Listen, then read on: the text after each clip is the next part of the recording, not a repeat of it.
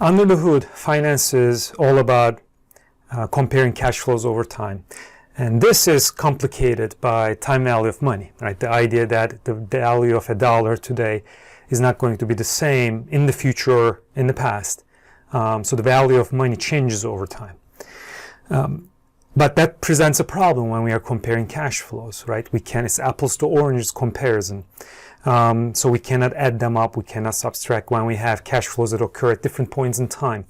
So we need a framework to do this comparison and to convert cash flows over time, to find the value of today's cash flow in so many years, in n years, for example.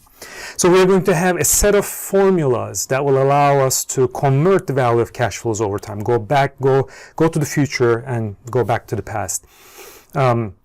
While doing that, sometimes the types of problems we will work with or the type of applications will have pretty complicated cash flow structures.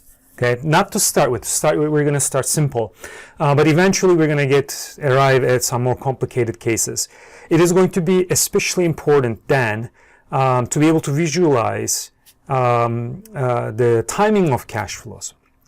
And this is where timelines become very, very important. So you should really get in the habit of drawing a timeline, maybe not in the simplest type of problems like single cash flows, but eventually this will be a lifesaver. So familiarize yourself with timelines now and get in the habit of using them. So what we have here is a standard timeline going n years, right? Whatever that n is. You may have a time horizon of 10 years, 15 years, and eventually we'll work on some problems where n will be infinite. So this thing will go forever. So we're going to be dealing with some perpetuities. So that's later, okay? So we have our time periods here, year 1, year 2, year 3, all the way to year n. And we are going to be putting our cash flows, right? We're going to, for example, you receive some amount of money in year 1, and then we're going to think about, okay, how much will this become in a certain number of years? While we are doing all these comparisons, and when we are working with the timeline, the conversion rate is very, very important, right? So what's the conversion rate for a dollar today and say in 5 years or back like 5 years ago? So there's a specific conversion rate. So think about, for example, interest rates, right? Interest rate is sort of the conversion rate of money over time, but specifically for like bank accounts and savings accounts and things like that. So referring to interest rate, we're going to use the symbol I. So that will be our notation. We're going to put I, so whatever that is, like this will be a percent number, maybe 1%, 2%, 5%. That is going to be our conversion rate. So think of it as the interest rate. But importantly, it doesn't have to be just interest rate. Any growth rate over time can be this I, okay?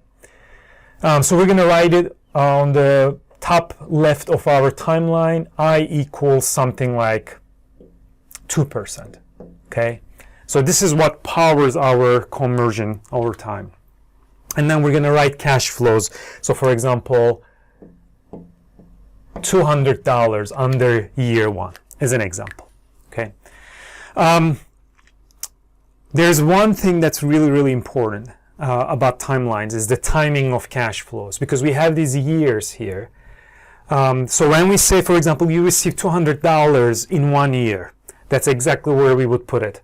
In 1 year, 0 is today, that's the present, right? In 1 year is under 1, that's a full, complete year, and we put it here. So now on the timeline we see, okay, we are here, we have this money, and then we're going to move it, for example, to the future by so many years, okay? So that's one.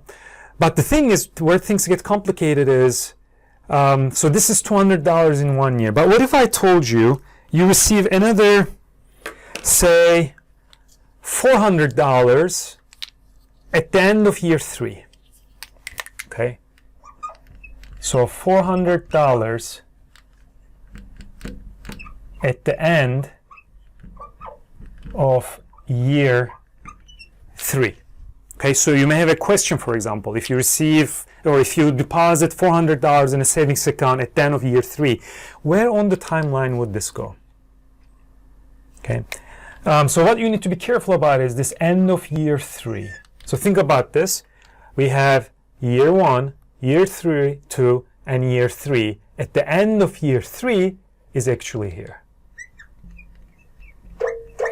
So $400 at the end of year 3 goes under 3. So this is easy. This is not complicated. By the way, let me also write, we had $200 in 1 year from today. So different ways of communicating this information, right? So $200 in 1 year from today. So now, let me throw a curveball that's really important. Let's say $1,000 at the beginning of year 3. $1,000 at the beginning of year 3. Where would we put that on the timeline?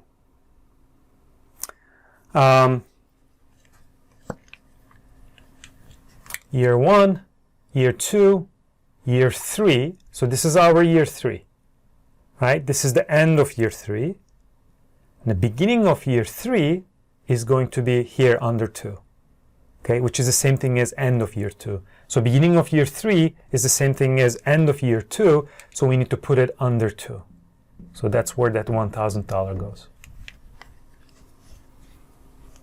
Okay, so that, please don't make any mistake here when the information is provided at these different conventions, beginning and it's very important that you put those numbers correctly on the timeline. Okay, one last one. Let's say $800 at the beginning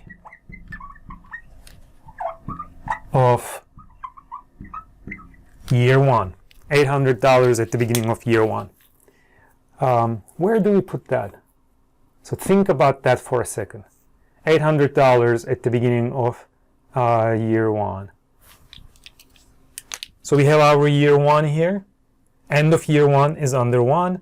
Beginning of year 1 is 0. So present. So our $800 would go here. $800 at the beginning of year 1. Okay? So once you get a hang of that, once you get used to this sort of convention and the way the timeline works and the timeline works, you'll be in a good place. You'll be ready to handle more complicated cash flows, bunch of stuff going on here, and to plug in the numbers correctly in the equations that will follow.